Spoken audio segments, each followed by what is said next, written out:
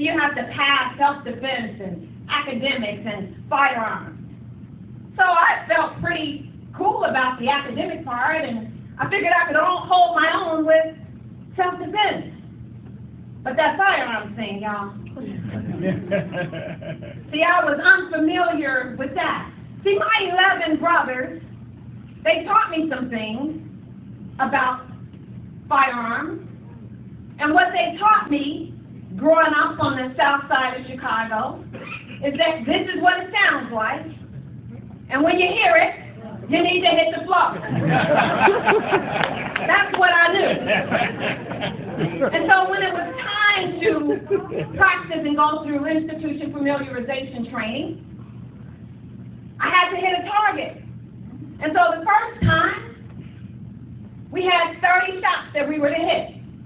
Darlene hit 9. Yeah, 9. The beauty is you get a second chance. Thank God for second chances. So I got a second chance, and the next time I did better. I got 13. 13 out of 30. That would be failing. And I was so bad.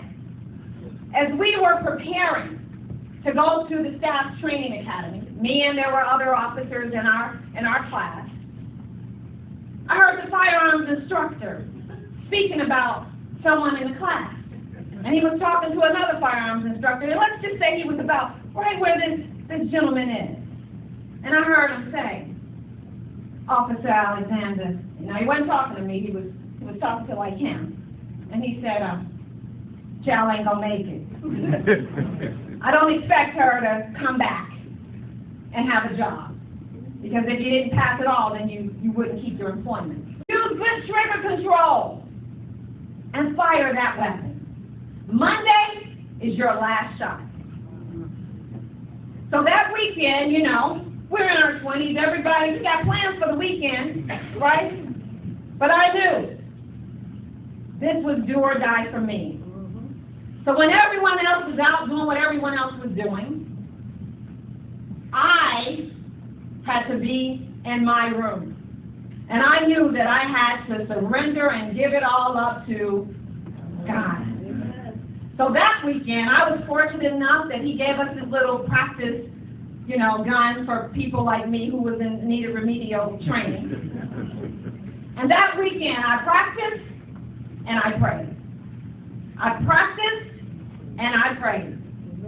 I practiced, y'all, and I prayed. And then Monday was here. And it's interesting because when it was time for us to go back to the range, people were coming to me, extending their condolences. You nice girl. But see, it was the other day that I was hitting everything but the target. But this time, I feel real good that we got the target. And guess what, y'all? I got the target. I passed. Thank God for that. So I say to you,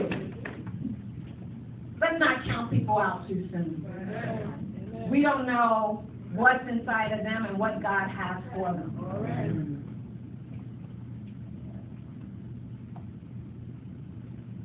I want to share with you information that I know that you already know. And Brother Fontenot shared a lot of it with us. But I have a few questions that I want to ask you.